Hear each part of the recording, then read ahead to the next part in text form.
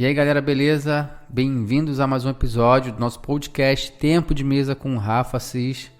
Eu sou o Rafa e é um prazer estar com vocês aqui nesse episódio especial de Páscoa. É um episódio especial onde eu quero compartilhar com vocês aqui coisas que queimam no meu coração, um assunto muito relevante.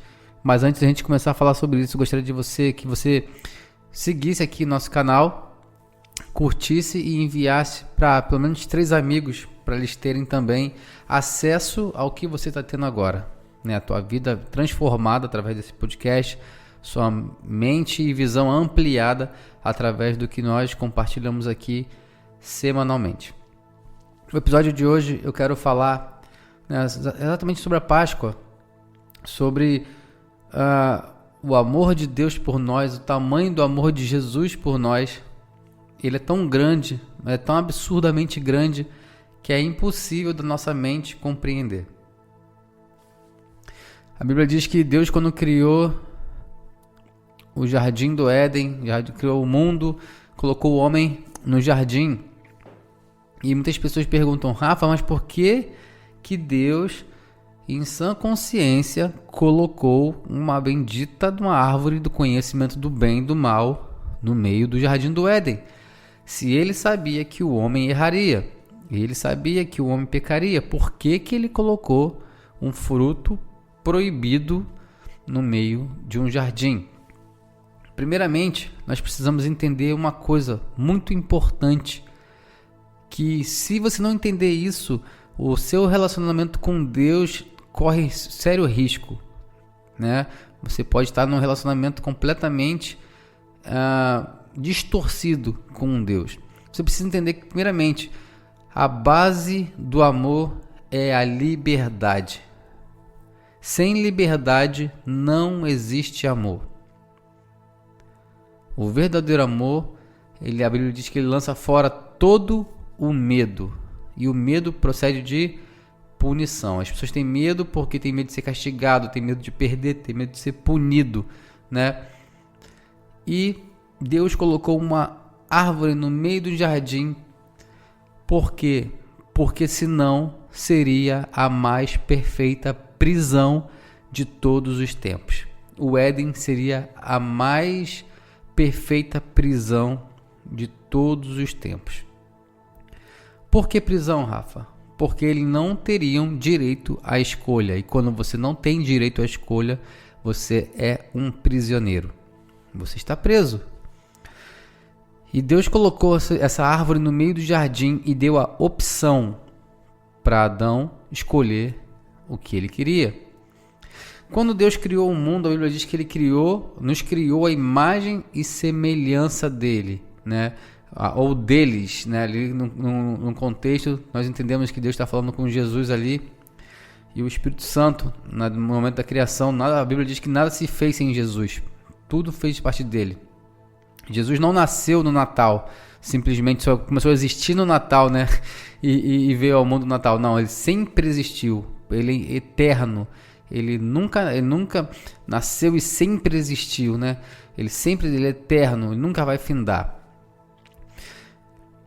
Jesus nos criou a sua imagem e semelhança.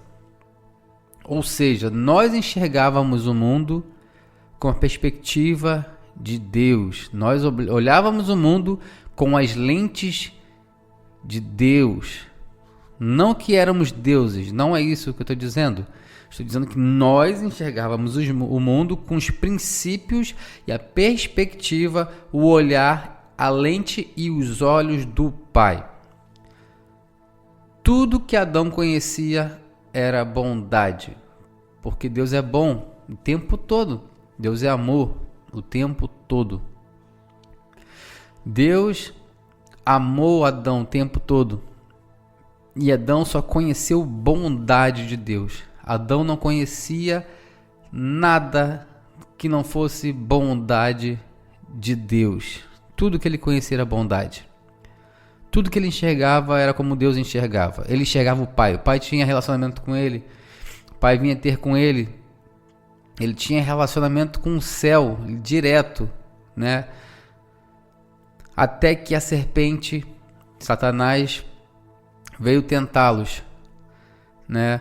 E falou com ele: se você comer, você não morrerá. Nós precisamos entender que quando o diabo vem nos tentar, ele sempre quer corromper o caráter de Deus para nós. Ele sempre vai tentar corromper o caráter de Deus para nós. Ele quis dizer isso? Não, não foi isso que ele disse. Vocês não morrerão. Se vocês comerem, certamente vocês não morrerão. Vocês passarão a conhecer o bem e o mal, porque vocês só conhecem o bem. Vocês só conhecem o que é bom. Vocês precisam conhecer um pouco do mal. Basicamente, era isso que queimava no coração da serpente, falando para ele. Porque tudo que eles conheciam era bondade. Em Gênesis 2,15 fala: o Senhor colocou o homem no jardim do Éden para cultivá-lo e tomar conta dele. Mas o Senhor lhe ordenou: coma todos os frutos de todas as árvores do jardim, exceto do conhecimento do bem e do mal. Se você comer desse fruto, com certeza você vai morrer. Nesse momento, o Pai se tornou o governante do mundo. Como assim, Rafa? Como é que Deus se tornou governante do mundo? Simples. Governante governa. E como é que o governante governa? Dando comandos. Deus deu um comando e Adão ali recebeu um comando. Agora, nesse momento, se tornou um papel de governante e governado. Deus, nosso Pai, era o Criador e também o governante desse mundo. E quando ele disse para Adão: Adão, eu tenho regras e preciso que você cumpra essas regras aqui. Então eu estou dando ordens e você obedece. Só que a serpente vem e deturpa tudo o que Deus falou, que certamente eles morrerão. Engraçado, só existia bondade no mundo, só existia paz, justiça, alegria, vida, plenitude no mundo.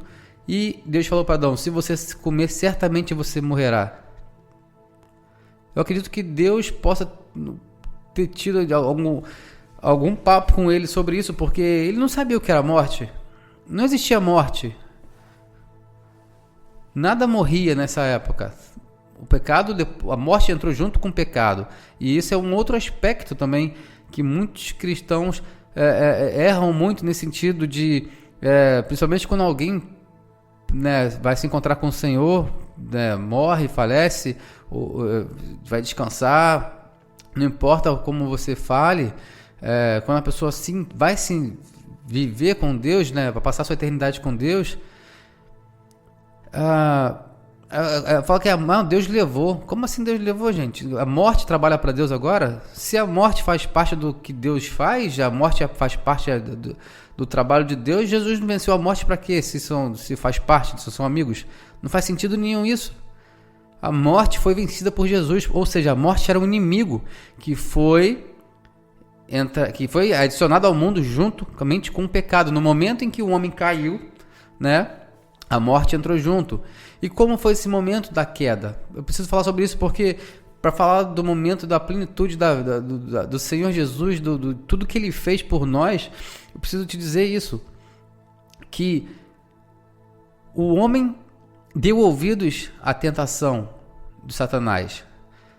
Ele queria no seu coração agora ser o governante. O homem queria governar. O homem, quando ele aceita a tentação ali, quando Adão aceita a tentação no coração dele, está queimando que agora ele quer dar as regras, agora ele quer ditar as regras do jogo. Não é simplesmente conhecer o bem e o mal, não. É sobre quem é o governante e quem é o governado. Então Adão cai. E agora adivinha? Ele não passa a enxergar o mundo como Deus vê. Agora ele passa a enxergar o mundo como a serpente enxerga. Agora ele tem as lentes do inimigo. Agora ele passa a enxergar Deus não mais como um pai. Agora ele começa a ver Deus como o inimigo. Porque ele começa a enxergar o mundo de acordo com o novo governante desse mundo. Que, pro susto de Adão, não era mais o homem, mas sim a serpente. Por isso que Jesus fala que o príncipe desse mundo, ou o mundo jaz no maligno, ele está dizendo que o governo desse mundo passou das mãos, né, de Deus, para que Deus tinha dado para o homem, e o homem pegou essa chave e entregou diretamente para Satanás. Tanto que quando Satanás tenta Jesus no deserto, ele fala: se você me adorar, eu vou te dar todos os reinos, porque eu tenho essa autoridade. Adão agora para de enxergar o mundo como Deus enxerga e passa a enxergar como a serpente enxerga. E isso a Bíblia diz em Gênesis 3:7, naquele momento seus olhos se abriram e eles perceberam que estavam nus. Os seus olhos se abriram, mas não os olhos que eles sempre tiveram de Deus, mas os olhos carnais, os olhos da serpente, os olhos do inimigo. Fala que eles costuraram para si umas folhas de figueira, né, eles prenderam umas às outras, aqui no versículo 7. Quando soprava a brisa do entardecer, o homem e a mulher ouviram o Senhor Deus caminhando pelo jardim e se esconderam dele. Adão nunca teve motivo para ter medo de Deus enquanto ele enxergava o mundo como o pai enxergava. Agora que ele tem as lentes do inimigo, ele passa a enxergar o mundo como a serpente vê e adivinha, ele tem medo do pai. Medo do pai.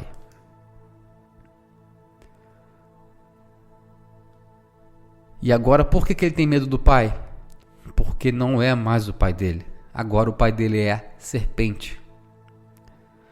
E você vê isso em João 8,38, quando Jesus está ali falando com algumas pessoas ali, e os fariseus ali, e Jesus fala assim, versículo 38, João 8, versículo 38, Jesus diz: eu lhes digo que vi quando estava com meu pai, mas vocês seguem o conselho do pai de vocês.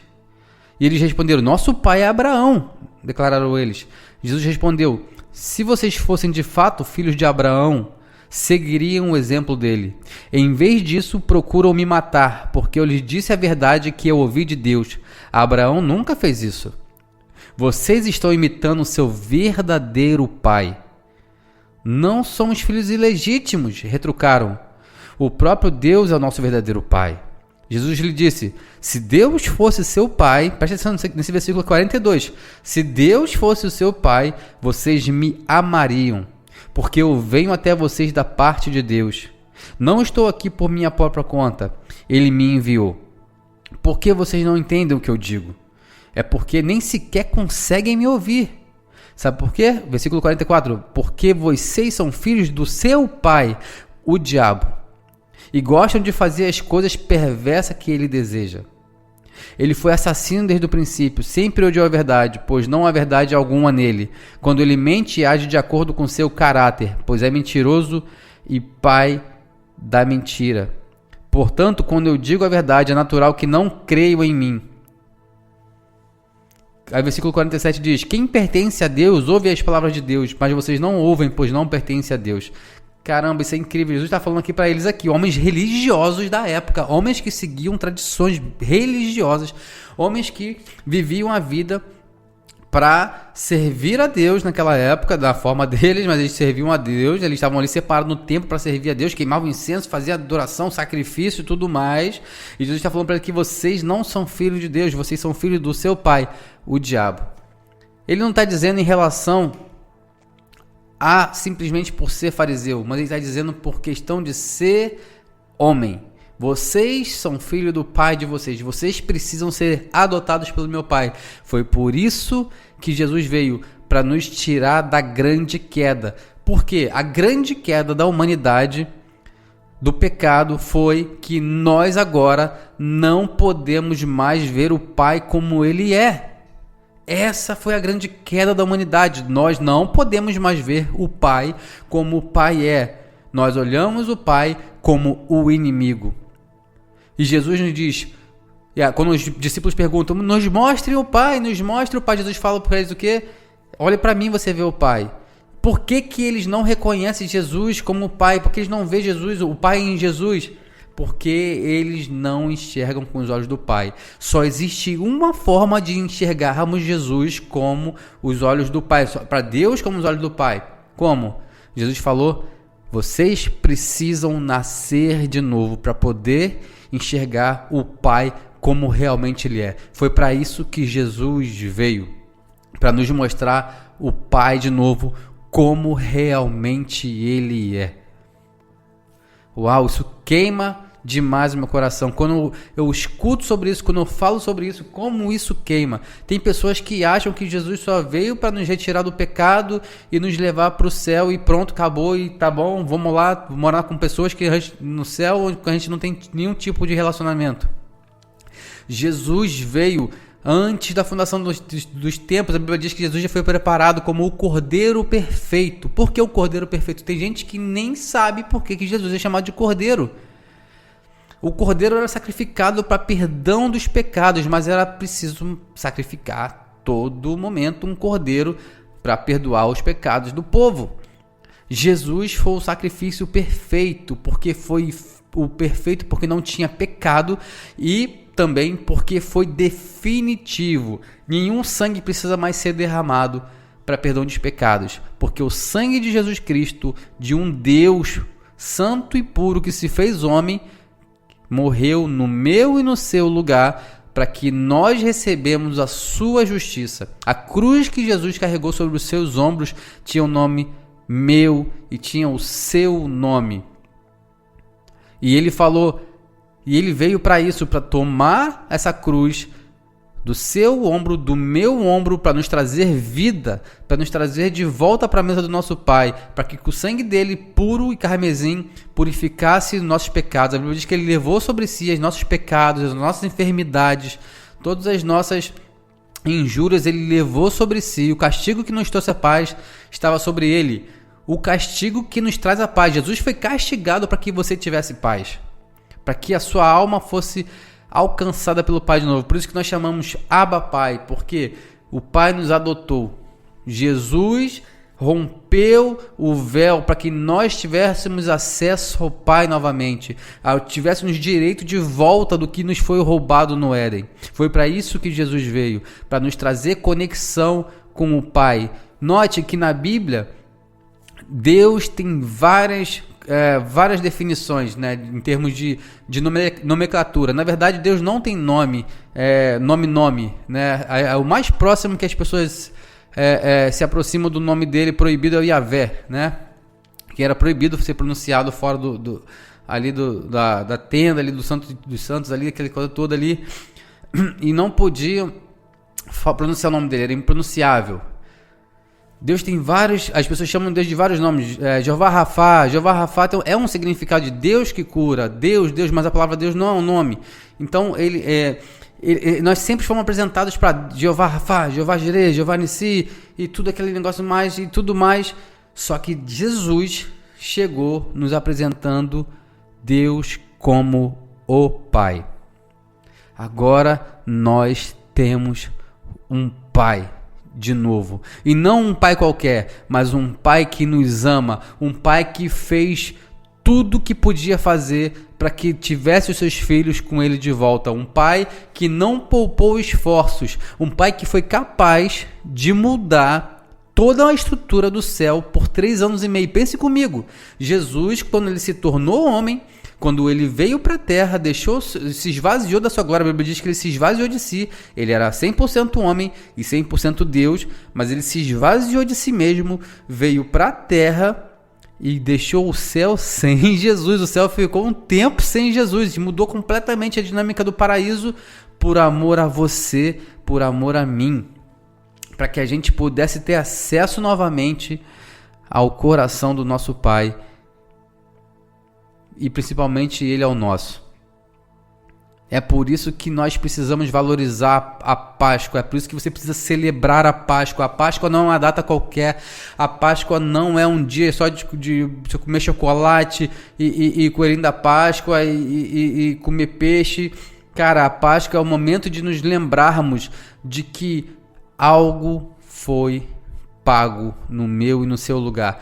Quando o nome Páscoa foi colocado, quando Moisés saiu do Egito, celebraram a festa da Páscoa, celebrando a passagem, ou seja, a Páscoa significava Passover, passar.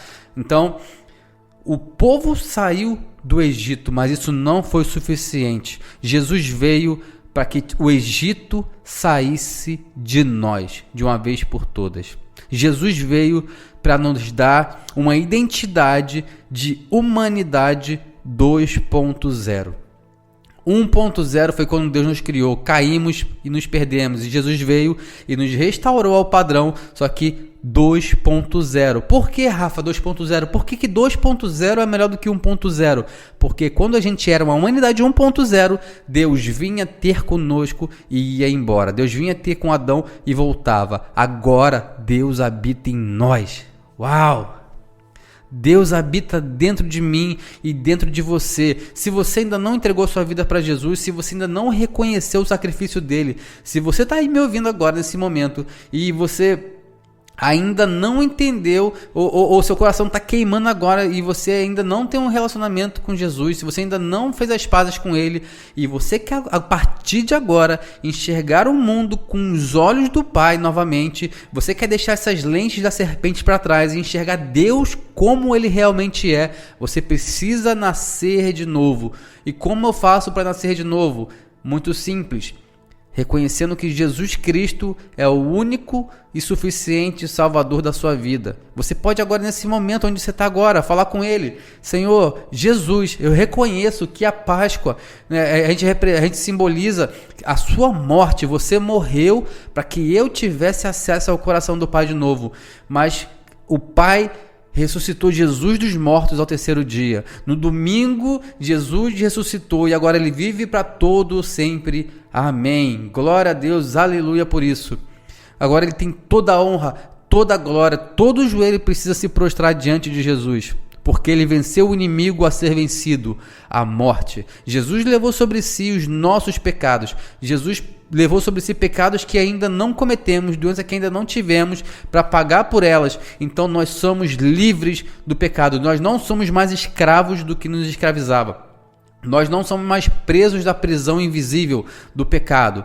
Nós fomos comprados pelo preço do sangue de um Deus. Você tem noção disso?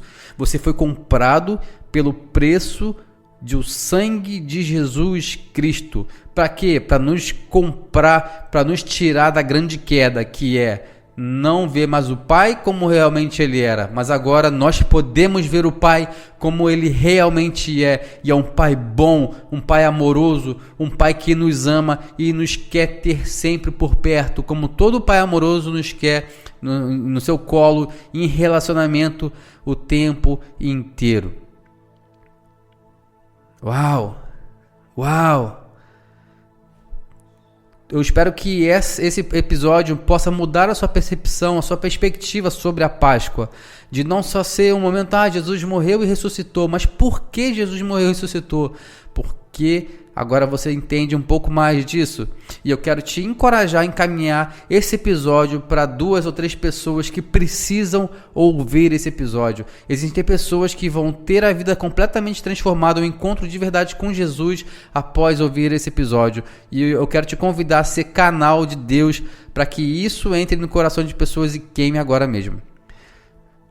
Amém? Deus te abençoe e te desejo uma excelente Páscoa, um excelente feriado, para que você possa realmente refletir sobre a importância dessa data, por que nós comemoramos, por que nós amamos a Páscoa, porque é tão importante nós celebrarmos essa data no qual o Senhor Jesus pagou o preço por nós, foi completamente esmagado pelas nossas enfermidades e o seu sangue foi derramado para a nossa salvação, para que nós pudéssemos ver o Pai novamente como Ele realmente é. Aleluia! Obrigado, Jesus, por isso. Deus te abençoe e até o nosso próximo episódio, Tempo de Mesa com Rafa Assis. Deus te abençoe.